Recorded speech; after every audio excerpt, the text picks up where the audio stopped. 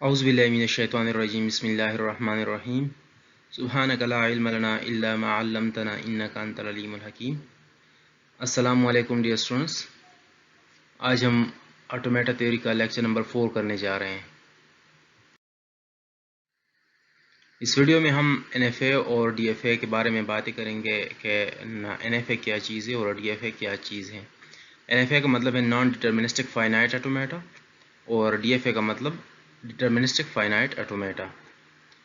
तो डिटर्मिनिज्म किसे कहते हैं? Determinism means the machine must be in one state at a given time. ठीक है, अगर एक ट्रांजिशन मशीन हमारे पास एक वक्त में सिर्फ और सिर्फ एक स्टेट के ऊपर हो सकता है तो उसको हम कहेंगे ये डिटर्मिनिज्म है। जैसे कि हमने इनके बारे में पढ़ा था कि जो स्टेट मशीन्स हैं या जो ट्रांजिशन मशीन्स हैं ये एब्स्ट्रैक्ट मशीन्स हैं, और एब्स्ट्रैक्ट मशीन होने के नाते ये एक वक्त में बैक वक्त एक स्टेट में भी हो सकते हैं और मल्टीपल स्टेट्स में भी हो सकते हैं एक वक्त पर। तो जो मशीन्स एक वक्त में सिर्फ और सिर्फ एक स्टेट के ऊपर होंगे उनको हम डीएफए कहेंगे। इसके अलावा it also means that how many actions are possible at a given time. एक वक्त पर एक मशीन के अंदर कितने एक्शंस जो हैं वो पॉसिबल हैं। If there is one and only one action to perform at one state, then it is called determinism. एक तो ये कि हमारे पास डिटर्मिनिज्म में एक मशीन सिर्फ और सिर्फ एक स्टेट के ऊपर होगा। दूसरा ये कि एक स्टेट के ऊपर मशीन के जो पॉसिबल एक्शंस होंगे, जो पॉसिबल ट्रांजिशंस होंगे, वो सिर्फ और सिर्फ एक ही होंगे। मतलब मल्टीपल ट्रांजिशन एक इनपुट के ऊपर नहीं हो सकते, एक इनपुट के ऊपर सिर्फ और सिर्फ एक ट्रांजिशन होगा। Because the action in these machines are transitions. ठीक है, क्योंकि इन मशीन्स में जो एक्शंस होते हैं वो तो ट्रांजिशंस होते हैं। So if there is one and only one possible transition for one input, ठीक है, तो उस सिचुएशन में हम कहेंगे सिस्टम के हर स्टेट के ऊपर मशीन एक इनपुट के लिए सिर्फ एक ट्रांजिशन अगर कर रहा है तो उसको हम कहेंगे डिटर्मिनिज्म है। ठीक है, और इस तरह के जो मशीन होंगे उनको हम डीएफए कहेंगे।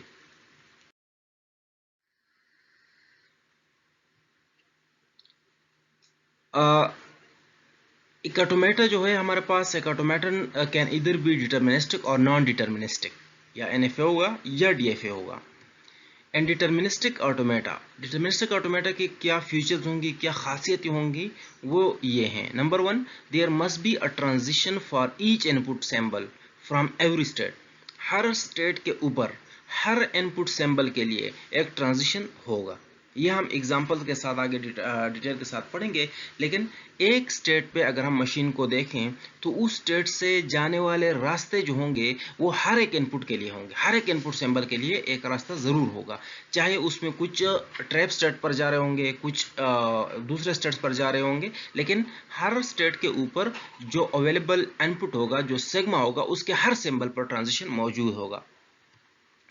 उसके अलावा जो सेकंड कंडीशन है, the machine must be in one state at a given time, there is no lambda transition.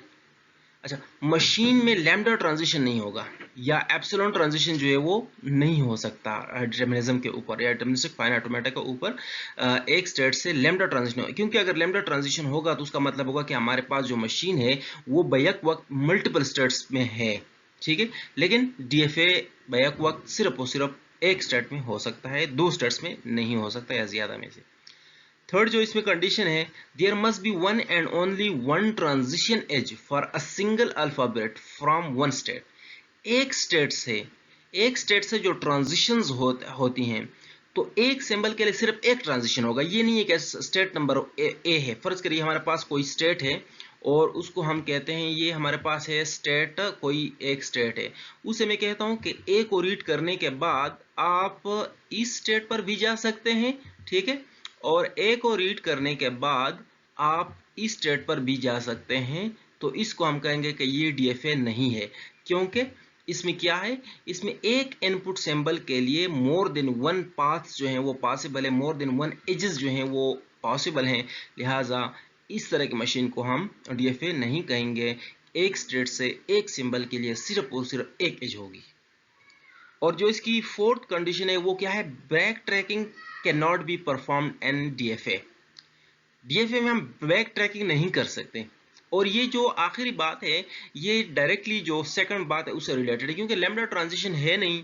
अब जब लैम्डा ट्रांजिशन नहीं है तो हमने एक स्टेट से दूसरे स्टेट पर जो मूव करना है वो किसी इनपुट को रीड करने के बाद होगा। अब वहां से अगर वापस हम आएंगे तो definitely we have to read some what symbol, some input symbol हमने रीड करके तब हमें वापस आना होगा। हम ये नहीं कर सकते कि एक स्टेट से दूसरे स्टेट के ऊपर गए, फॉर एग्जांपल हम इस स्टेट से इस स्टेट के ऊपर गए हैं तो अब यहां से बगैर कुछ रीड किए यहां नहीं आ सकते, बगैर कुछ रीड किए यहां नहीं आ सकते। हाँ तब आ सकते हैं अगर यहां पर कोई और सिंबल हो, खवा ए ही क्यों ना हो, ए हो बी हो कुछ भी हो, लेकिन उनमें से अगर कोई सिंबल रीड किया जाए तो तब आ सकते हैं। बगैर कोई चीज रीड किए हम बैक स्टेट पर नहीं आ सकते। और जो इसमें फाइनल बात है हमारे पास वो क्या है, there is one and only one possible path for recognition of a string. एक इनपुट वर्ड, एक वर्ड, लैंग्वेज का जो एक वर्ड होता है या एक स्ट्रिंग होता है, उसको रिकॉग्नाइज करने के लिए जो हमारे पास पाथ होगा वो सिर्फ एक पाथ बनेगा। ये नहीं मल्टीपल पाथ से हम एक वर्ड को रिकॉग्नाइज नहीं कर सकेंगे कि अगर एक वर्ड को हमारा मशीन रिकॉग्नाइज कर रहा है तो उसके अगेंस्ट जो पाथ होगा वो सिर्फ एक ही होगा। अच्छा अब हम जाते हैं नॉन डिटर्मिनिस्टिक फाइन ऑटोमेटा के। अच्छा नॉन डिटर्मिनिज्म है क्या चीज़? नॉन डिटर्मिनिज्म का मतलब है कि हमारे पास जो मशीन है वो बैक वक्त मल्टीपल स्टेट्स के अंदर है। उसकी जो कंडीशंस हैं वो ये है, number one, for some of the input symbols there may not exist transitions. Input में फॉर एग्जांपल हमारे पास जो सिग्मा है उसमें हमारे पास क्या क्या चीज़ें हैं, हमारे पास ए और बी दो हमारे पास इनपुट हैं, ठीक है। और हमारा जो मशीन है उसमें कई सारे स्टेट्स हैं, तो उन स्टेट्स में से कोई स्टेट ऐसा हो सकता है, फॉर एग्जांपल ये कोई स्टेट है जिससे ए के लिए तो रास्ता हो, ए के लिए तो ट्रांजिशन हो, लेकिन उसमें बी के लिए कोई ट्रांजिशन ना हो। तो ऐसा हो सकता है कि हर इनपुट सिंबल के लिए यहाँ पर ट्रांजिशन की जरूरत नहीं होती। जैसे डीएफए में हमने पढ़ा था कि स्टेट के ऊपर हर सिंबल के लिए एक ट्रांजिशन होना चाहिए, लेकिन यहाँ पर हर सिंबल के लिए जरूरी नहीं है, एक सिंबल के लिए भी हो सकता है, दो के लिए भी हो सकता है, यानी उसके सबसेट का जो इनपुट का सबसेट होता है उस पर ट्रांजिशन हो सकते हैं। जो सेकंड कंडीशन है, the machine can be in multiple states at a given time, there is lambda transition. इसमें हमारे पास एक लैम्डा ट्रांजिशन भी होता है या एप्सिलॉन ट्रांजिशन भी होता है, क्योंकि बैक वक्त हमारा मशीन मोर देन वन स्टेट्स में हो सकता है। फॉर एग्जांपल मेरे पास ये एक स्टेट है और इसको मैं फॉर एग्जांपल 1 कह देता हूँ, यहाँ पर कोई दूसरा स्टेट है इसको ये 2 है, और यहाँ पर कोई तीसरा स्टेट है ये 3 है। इन तीन स्टेट्स में फॉर एग्जांपल इस स्टेट से ए रीड करने के बाद तो मैं यहाँ जाता हूँ, ठीक है, ए रीड करने के बाद मैं यहां जाता हूं और बगैर कुछ रीड किए, यानी ये जो एप्सिलॉन है इसका मतलब है बगैर कुछ रीड किए या एम्प्टी स्ट्रिंग, बगैर कुछ रीड किए मैं इस स्टेट पर जा सकता हूं और यहां से फॉर एग्जांपल बी रीड करने के बाद मैं किसी और स्टेट पर जा रहा हूं, और यहां से भी बी रीड करने के बाद मैं यहां पर जा सकता हूं। इस सिचुएशन में अगर स्टार्ट हमारे पास स्टार्ट जो स्टेट है वो ये हो तो उस वक्त हमारे पास मशीन बैक वक्त दो स्टेट्स में होगा। क्यों? क्योंकि स्टार्ट तो हम यहां से भी ट्रांजिशन ले सकते हैं और यहां से भी ले सकते हैं, क्योंकि एम्प्टी ट्रांजिशन है तो एम्प्टी का मतलब है कि लॉजिकली हमारे पास मशीन इन दो स्टेट्स के ऊपर है, चाहे तो हम यहां से ट्रांजिट कर लें, चाहे तो हम यहां से ट्रांजिट कर लें, तो हम मल्टीपल स्टेट्स में बैक वक्त हो सकते हैं। इस तरह की मशीन को हम क्या कहेंगे? एनएफए कहेंगे। जो थर्ड हमारे पास क्राइटेरियन है वो है there can be more than one transition edges for a single alphabets from one state. एक स्टेट के ऊपर हमारे पास एक सिंबल के लिए मल्टीपल ट्रांजिशंस पॉसिबल हैं। फॉर एग्जांपल हमारे पास ये कोई स्टेट है तो इस स्टेट के अगेंस्ट हमारे पास ए पर एक ट्रांजिशन है, वो यहां जा रहा है, कोई दूसरा स्टेट है, और दूसरा जो एक ट्रांजिशन है वो बी के इसी ए के ऊपर है और वो कोई दूसरे स्टेट में जा रहा है। तो एक स्टेट से एक सिंबल के अगेंस्ट हमारे पास मल्टीपल पाथ्स एग्जिस्ट कर सकते हैं, ये हमारे पास थर्ड नंबर क्राइटेरियन है। जो फोर्थ है back tracking can be performed N NFA. NFA में हम बैक ट्रैकिंग कर सकते हैं, क्यों? क्योंकि इसमें हमारे पास एप्सिलॉन एज होती है, लैम्डा होता है। क्यों? इस मशीन में अगर हम देखें तो इसमें बैक वक्त में यहां पर भी था और बैक वक्त में यहां पर भी था। अब इनपुट टैब से जो मैं चीज रीड कर रहा हूं, फॉर एग्जांपल वो अगर बी है तो मैंने यहां से प्रोसीड करना है, इधर से इधर आना है। लेकिन अगर मैंने इनपुट टैब को रीड किया, वो ए से शुरू था और करंटली जो मैंने स्टेट रखा था वो ये रखा था, ये वाला रखा था, तो उस सिचुएशन में फिर मैंने क्या करना होगा, बैक ट्रैकिंग करना होगा। यहां से मैं बगैर कुछ रीड किए इस स्टेट पर वापस आ सकता हूं। तो ये जो हमारे पास मशीन है, इसमें हम बैक ट्रैकिंग कर सकते हैं बगैर कोई चीज रीड किए। अभी हम डीएफए में कोई चीज रीड किए बगैर हम वापस नहीं आ सकते थे, लेकिन यहां पर आ सकते हैं। और जो फाइनल कंडीशन है हमारे पास, there can be multiple possible paths for recognition of a word.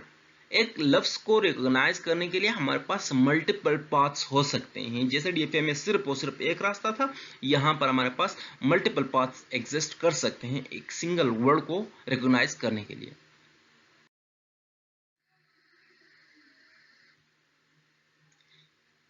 आप कंसिडर करेंगे हमारे पास एक मशीन है।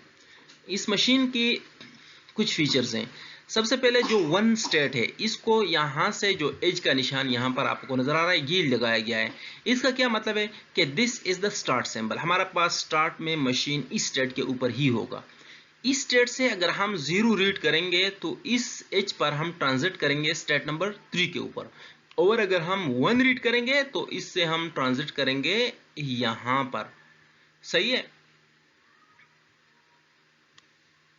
अब आप लोग इसमें एक चीज नोट कर सकते हैं कि जो पहला वाला मशीन है ये एनएफए है।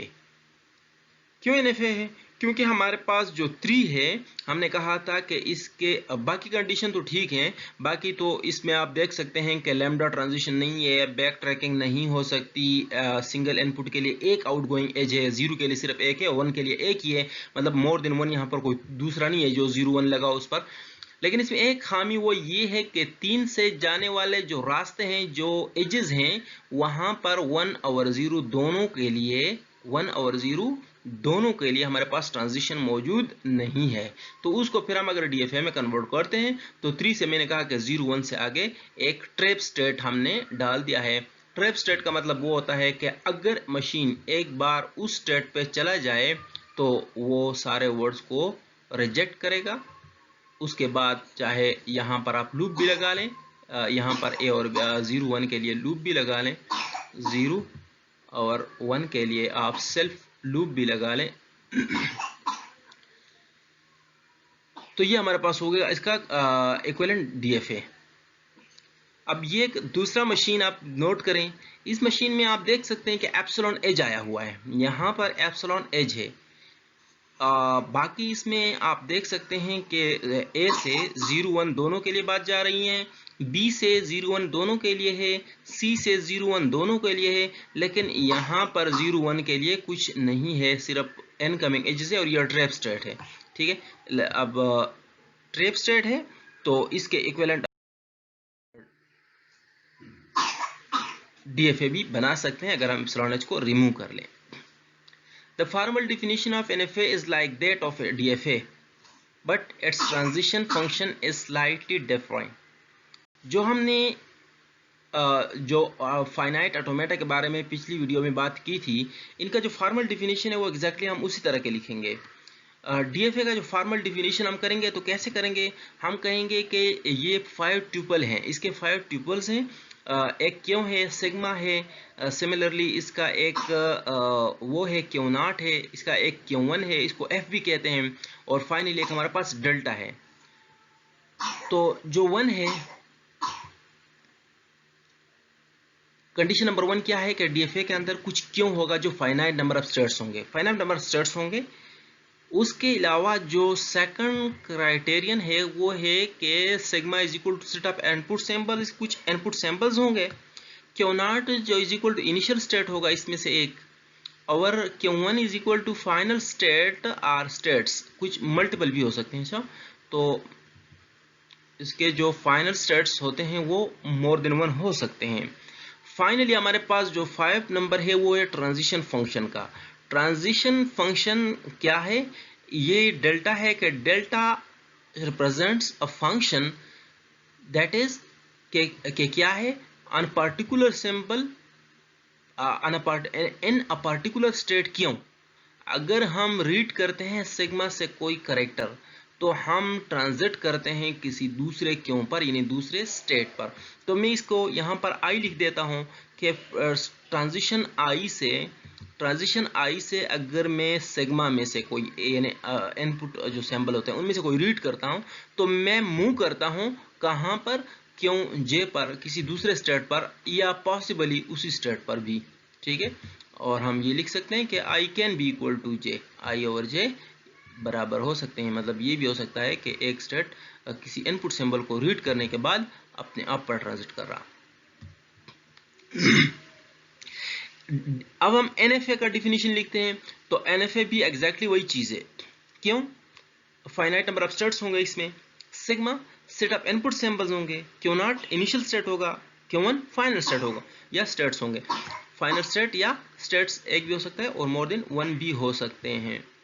अच्छा, अब उसके बाद हमारे पास जो ट्रांजिशन फंक्शन की बात हो रही है, तो ट्रांजिशन फंक्शन में आप यहाँ पर देख सकते हैं कि जो डेल्टा है उसका मतलब कि किसी स्टेट पर हम कोई सिंबल रीड करते हैं या कामा लैम्डा रीड करते हैं, कुछ भी रीड ही नहीं करते इनपुट सिंबल। ठीक है, और इनपुट सिंबल के साथ हम यूनियन कर सकते हैं, इनपुट सिंबल यूनियन एप्सिलॉन, यानी खाली कोई चीज भी अगर हम रीड करते हैं तो वहां से हम ट्रांजिट कर सकते हैं सेट ऑफ स्टेट्स में। सेट ऑफ स्टेट्स में मतलब मोर देन वन स्टेट्स में भी जा सकते हैं एक सिंगल इनपुट के अगेंस्ट। तो इसमें जो माइनर डिफरेंस है वो 5th नंबर क्लास में है कि पहले में हमने कहा था कि भाई सिंगल इनपुट को रीड करने के लिए हमने सिंगल क्यों पर जाना है, नीचे हमने कहा कि कोई सिंबल इनपुट सिंबल या एप्सिलॉन को रीड करने के बाद या लैम्डा को रीड करने के बाद, हमने बाज बुक्स में लैम्डा लिखा हुआ है, बाज में एप्सिलॉन लिखा हुआ है, दोनों रिप्रेजेंट करते हैं एम्प्टी स्ट्रिंग। तो उस सिचुएशन में हमने जो NFA के ऊपर ट्रांजिशन करना है वो सेट ऑफ स्टेट्स के ऊपर करना है। मल्टीपल स्टेट्स पॉसिबल हैं, मल्टीपल स्टेट्स पॉसिबल हैं एक सिंगल इनपुट करेक्टर के लिए। सो दिस इज NFA, ये इनके फॉर्मल डिफिनेशंस हैं।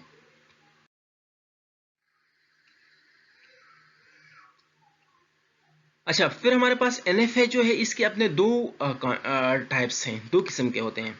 एक को हम एप्सिलॉन NFA कहते हैं और दूसरे को हम सिर्फ NFA कहते हैं। अब इसके नाम से जाहिर है कि एप्सिलॉन NFA में क्या होगा, if an NFA has empty string h then it is called epsilon NFA, whereas the one which has no empty string h is called only NFA। जिस NFA में हमारे पास लैम्डा होगा, लैम्डा ट्रांजिशन होगा या epsilon transition होगा, उसमें उसको हम कहेंगे ये क्या है, ये एप्सिलॉन NFA है। ठीक है, और जिस NFA में हमारे पास क्या नहीं होगा, एप्सिलॉन नहीं होगा, उसको हम सिर्फ NFA कहेंगे। Making transition function from NFA, we may have multiple transitions for a given input from a state। ठीक है, ट्रांजिशन फंक्शन जब बनाएंगे NFA के लिए तो हमारे पास क्या होंगे, ट्रांजिशन फंक्शंस सिंगल इनपुट के लिए डिफरेंट स्टेट्स पर होगा। अब हमारे इसके बाद क्या है, converting epsilon NFA into NFA। अगर कोई NFA हमें दिया हुआ है और वो है एप्सिलॉन NFA, उस एप्सिलॉन NFA को हमने कन्वर्ट करना है किसी नॉन एप्सिलॉन NFA में, तो हम क्या प्रोसीजर इख्तियार करेंगे, उसको हम कर लेते हैं। ये उसका एल्गोरिथम है। एल्गोरिथम में सबसे स्टेप नंबर 1 क्या है, find epsilon closure of all states. Epsilon closure हमने सारे स्टेट्स अवेलेबल एप्सिलॉन NFA में जितनी भी स्टेट्स होंगे हर स्टेट का हमने क्या करना है, एप्सिलॉन क्लोजर फाइंड करना है। अब एप्सिलॉन क्लोजर का क्या मतलब है, all empty string transition from all states. एक स्टेट से हम बगैर कुछ रीड किए कौन कौन से स्टेट्स पर पहुंच सकते हैं, तो उन सारे स्टेट्स का जो सेट होगा उसको हम कहेंगे कि ये इस स्टेट के लिए एप्सिलॉन क्लोजर है। ये हम एग्जांपल से कंप्लीट डिटेल से पढ़ेंगे, लेकिन आप यहाँ पर इस पर अपने आपको समझा लें कि एप्सिलॉन क्लोजर का मतलब है कि एक स्टेट से बगैर कुछ रीड किए या सिर्फ लैम्डा को रीड किए, मतलब लैम्डा को हम एम्प्टी स्ट्रिंग कहेंगे या एप्सिलॉन को एम्प्टी स्ट्रिंग कहेंगे, तो उस सिचुएशन में हम एक स्टेट से बगैर कुछ रीड किए कौन कौन से स्टेट्स पर जा सकते हैं, उन सब स्टेट्स का जो सेट होगा उसको हम कहेंगे कि ये एप्सिलॉन क्लोजर है। किसके लिए? उस स्टेट के लिए जिससे हमने कहा था कि हम यहाँ जा सकते हैं। स्टेप नंबर 2 में हमने क्या करना होगा? Compute new transition function. उसके बाद जब हम ये चीज कर लेंगे तो न्यू ट्रांजिशन फंक्शन हमने फाइंड करना है। न्यू ट्रांजिशन फंक्शन क्या होगा उसको हमने डेल्टा डैश से जाहिर करना है, which is the epsilon closure of the transitions of epsilon closure upon all inputs. All inputs के अगेंस्ट जो एप्सिलॉन क्लोजर होता है उसका एप्सिलॉन क्लोजर। ठीक है, ये अगर आपको ये सेंटेंस थोड़ा मुश्किल लग रहा है पिक करने में तो एग्जांपल से आपको समझाएगी कि ऑल सिंबल्स के लिए जो एप्सिलॉन क्लोजर होता है उनका एप्सिलॉन क्लोजर हमने लेना होगा, उनके ट्रांजिशंस का एप्सिलॉन क्लोजर हमने लेना होगा। फाइनल हमारे पास स्टेप नंबर 3 है, identify the final state. Final state या स्टेट्स को डिफाइन करना होगा। फिर कैसे? The final state of the existing epsilon NFA appears in the epsilon closure of any state, then that will be considered the final state. जो हमारे पास पहले से मौजूद एप्सिलॉन एनएफए होगा, अगर उसका जो फाइनल स्टेट होगा वो जिस स्टेट के एप्सिलॉन क्लोजर में अपीयर होगा तो उस स्टेट्स को हम कहेंगे ये फाइनल स्टेट्स हैं। फाइनली हमने क्या करना है? Construct transition table. Step number 4 में हमने ट्रांजिशन टेबल बनाना है डेल्टा डैश के लिए। डेल्टा डैश चूंकि हमने कहा कि न्यू ट्रांजिशन फंक्शन में बनाए होंगे तो उनके लिए हमने ट्रांजिशन फंक्शन तैयार करना है। ऑफ कोर्स आखिर में हमने क्या करना होगा? नॉन एप्सिलॉन एनएफए को का जो ट्रांजिशन टेबल है वो ड्रा करके और उसका डायग्राम बनाना होगा। तो इस एल्गोरिथम को डिमॉन्स्ट्रेट करने के लिए मैं यहाँ पर एक एप्सिलॉन एनएफए बना लेता हूँ। ये हमारे पास है एक एप्सिलॉन एनएफए, क्योंकि इसमें एक एप्सिलॉन एज है।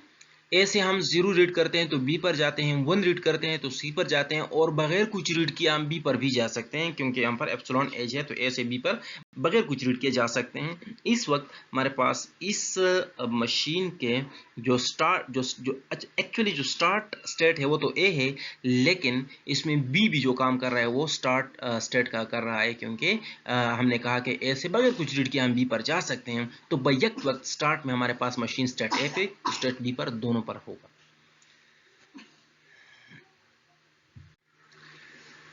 तो एल्गोरिथम के मुताबिक सबसे पहले हमने क्या करना है? Find epsilon closure of all states. सारे स्टेट्स का एप्सिलॉन क्लोजर जो है हमने फाइंड करने हैं।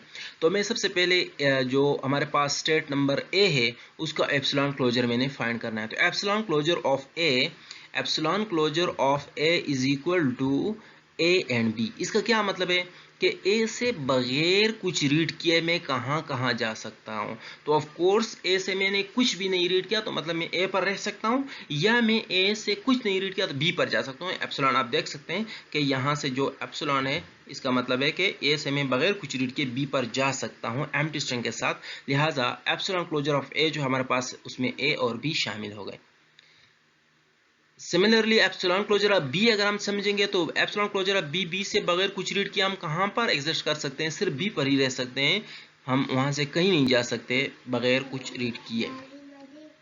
और फाइनली हम वो है एप्सिलॉन क्लोजर ऑफ सी। सी से बगैर कुछ रीड किए हम कहाँ पर रह सकते हैं? सिर्फ सी पर रह सकते हैं, क्योंकि वहां से कोई और ट्रांजिशन नहीं है एप्सिलॉन का।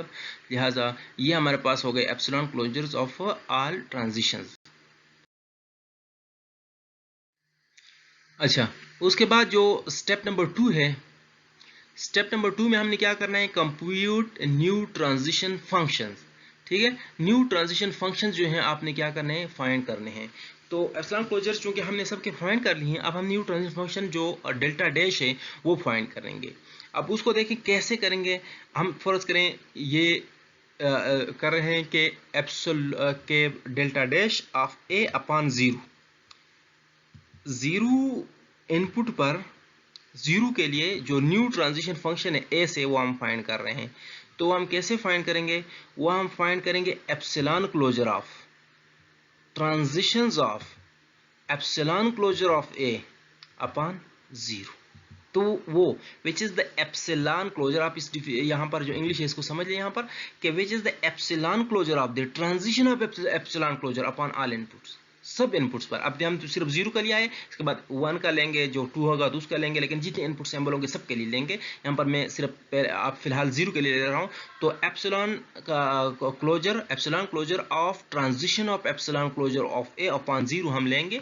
तो एप्सिलॉन क्लोजर अपनी जगह पर आ जाएगा और ये भी अपनी जगह पर। और epsilon closure of A, epsilon closure of A की जगह मैं क्या ले लेता हूँ, मैं ये ए बी शामिल कर लेता हूँ, क्योंकि ये epsilon closure of A B है, सॉरी ए है। तो एप्सिलॉन क्लोजर ऑफ ए की जगह मैंने ए बी को यहाँ पर ले आया, और ए और बी से फिर आगे मैंने क्या ले, वो 0 0, चूंकि हमने इस पर जो सारे ट्रांजिशंस हैं उनको देखना है। और यहाँ पर transition of A and B upon 0। अब इस वाले पोर्शन का क्या मतलब है, इस वाले पोर्शन का मतलब है कि वो सारे ट्रांजिशंस जो ए और बी स्टेट से हो रहे हैं 0 के ऊपर, तो उन दोनों को हम फिर यूनियन की शक्ल में लिख सकते हैं कि transition of A upon 0, transition of A upon 0 union transition of B upon 0।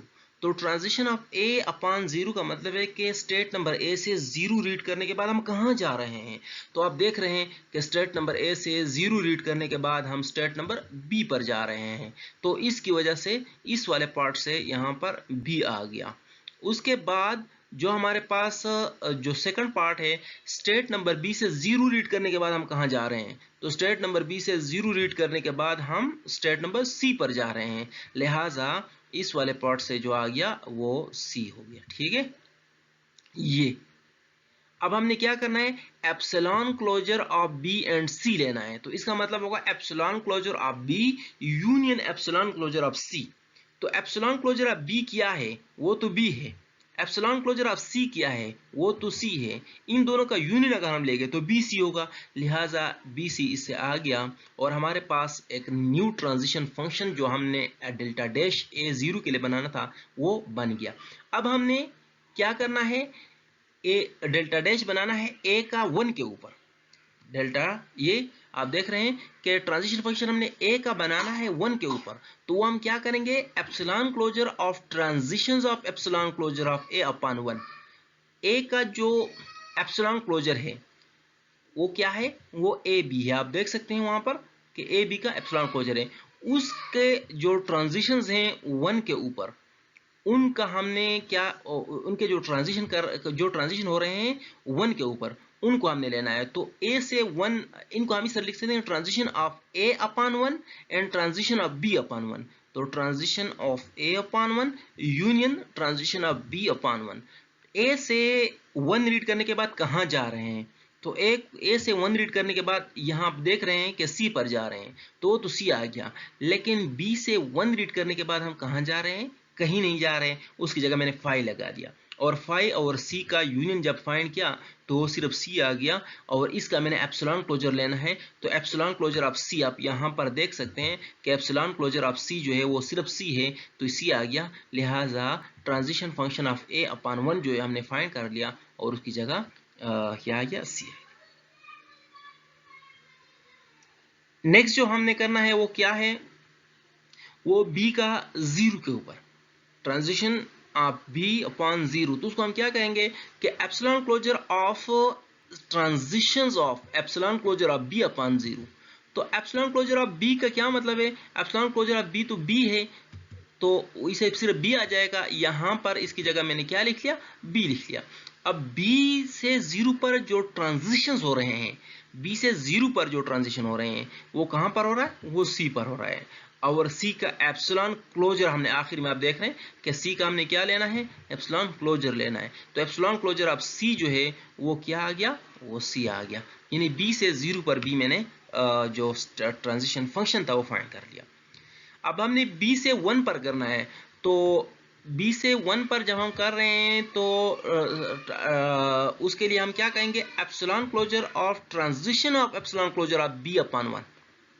उस सिचुएशन में हमारे पास जो ट्रांजिशन ऑफ बी है वो क्या है, वो सॉरी क्लोजर ऑफ बी जो है वो तो बी है, और बी के 1 के ऊपर तो आप देख रहे हैं कि स्टेट बी से ट्रांजिशन नहीं कर रहा 1 के ऊपर। लिहाजा उसकी जगह मैंने एप्सिलॉन 5 लिख लिया। और 5 को आप देख रहे हैं कि 5 का तो कोई एप्सिलॉन क्लोजर नहीं है, लिहाजा उसकी जगह हमने 5 ही ले लिया तो ये हमारे पास B1 हो गया। अब हमने B2 फाइंड करना है, सॉरी C0 फाइंड करना है। C से 0 पर हम कहाँ जाएंगे, तो epsilon closure of transition of epsilon closure of C/0। ठीक है, तो एप्सिलॉन क्लोजर ऑफ C हमारे पास क्या है, C है। C से 0 पर हम कहाँ जा रहे हैं, C पर जा रहे हैं। C का एप्सिलॉन क्लोजर क्या है, C है। ठीक, अब हमने फाइनली C का 1 पर फाइंड करना है। तो epsilon sorry delta dash of C/1 is equal to epsilon closure of transition of epsilon closure of C/1। और वो आप देख रहे हैं कि एप्सिलॉन क्लोजर ऑफ C जो है उससे क्या आ रहा है, उससे C आ रहा है, और C से 1 पर ट्रांजिशन हो रहा है। इन C से आप देख रहे हैं कि C से 0 1 दोनों पर ट्रांजिशन C पर ही हो रहे हैं, लिहाजा यहाँ पर C इससे आ गया। ये हमारे पास स्टेप नंबर 2 खत्म हो गया। अच्छा, अब उनको मैंने समराइज करके यहाँ पर लिख दिया कि जो हमारे पास न्यू ट्रांजिशन फंक्शन थे, ट्रांजिशन फंक्शन ऑफ A/0 ये हो गया, A/1 ये हो गया, B/0 ये हो गया, B/1 ये हो गया, C/0 हो गया, और C/1 ये हमारे पास सारे न्यू ट्रांजिशन फंक्शंस हो गए। स्टेप नंबर 3 में हमने क्या करना था, identify the final states. Final states को हमने आइडेंटिफाई करना होगा। तो फाइनल स्टेट्स कौन से स्टेट्स होंगे, हमने वही बात उसमें की थी कि जो हमारे पास एक्चुअल एप्सिलॉन NFA का जो फाइनल स्टेट जहां जहां भी होगा वो फाइनल स्टेट्स होंगे। अब ये हमारे पास एक्चुअल NFA का फाइनल स्टेट है, जो एप्सिलॉन NFA था उसका फाइनल स्टेट है। अब इन स्टेट्स में हम देखते हैं कि जिसके पास भी C है तो वो फाइनल स्टेट कहलाएगा। उसमें B और C, ये तो वो C है, इस तरह C जहां जहां C है तो वहां पर फाइनल स्टेट लगाएंगे। ये आप देख सकते हैं इसका ट्रांजिशन टेबल हमने बना लिया कि A से अगर हमने 0 रीड करना है तो हम B और C दोनों पर जा सकते हैं। A से अगर मैंने 1 रीड किया तो मैंने कहाँ जाना होगा, C पर। B से अगर 0 रीड किया तो C पर। B से अगर 1 रीड किया तो कुछ कहीं भी नहीं जा सकता। सिमिलरली C से अगर मैं 0 रीड करूं या मैं 1 रीड करूं, मैंने जाना कहाँ पर होगा, C पर होगा। अब इसका डायग्राम बना लेते हैं। इसका जो ये आप देख सकते हैं कि इसमें हमने कहा कि A होगा, A से न्यू ट्रांजिशन फंक्शन 0 के साथ जाएगा B पर। ठीक है, और 0 के साथ ये इधर जा सकता है, C पर भी जा सकता है। आप देख सकते हैं यहाँ पर 0 1 दोनों मैंने लिखे हैं। इसका मतलब है कि A से 0 पर हम C भी जा सकते हैं, A से 1 पर भी हम C जा सकते हैं, और A से 0 पर भी हम भी जा सकते हैं। लेकिन A से 0 पर 2 ट्रांजिशन हो गए। सिमिलरली B से हम सिर्फ C पर जा सकते हैं 0 के बाद, और C से हम 0 1 दोनों सिचुएशन के ऊपर C पर ही रह सकते हैं। और फाइनल स्टेट वही होगा जो हमारे पास NFA में था, तो C था, C हमारा फाइनल स्टेट रह गया। इस डायग्राम में आप देख सकते हैं कि जो पिछला एप्सिलॉन NFA था, यहाँ पर जो एप्सिलॉन NFA था उससे हमने एप्सिलॉन H को रिमूव कर दिया। एप्सिलॉन NFA, और उससे हमने फिर क्या कर दिया है, एल्गोरिथम को फॉलो करते हुए उसको हमने आम NFA में या नॉन एप्सिलॉन NFA में कन्वर्ट कर दिया। ये आप देख सकते हैं कि ये नॉन NFA है, नॉन एप्सिलॉन NFA है। तो इस एल्गोरिथम को हमने फॉलो करके ये करना होगा।